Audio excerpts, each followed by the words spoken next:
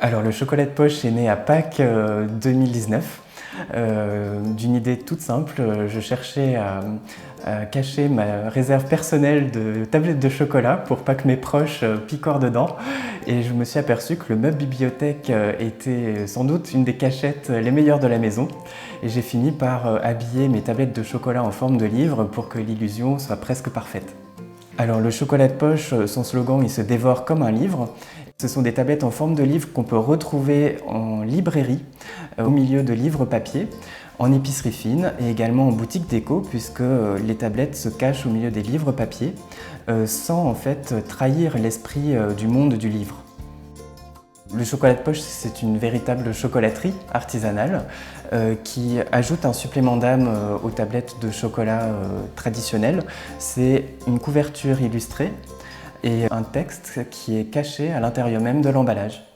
Et du coup, quand on découvre l'intérieur, c'est un livre à croquer.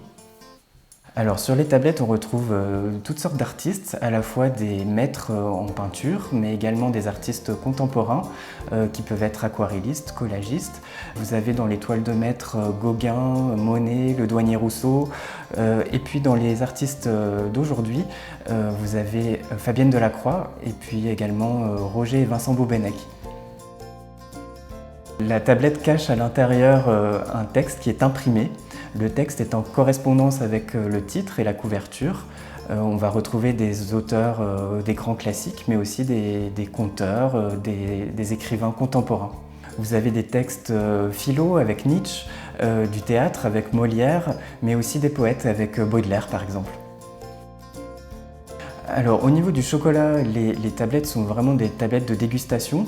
Le chocolat de poche sélectionne et transforme différents crus de cacao, des chocolats pure origine par exemple Ouganda, Venezuela, Pérou, mais aussi des tablettes gourmandes comme le lait caramel, le caramel au beurre salé, très régressif et très fondant, puis le blanc pour les amateurs.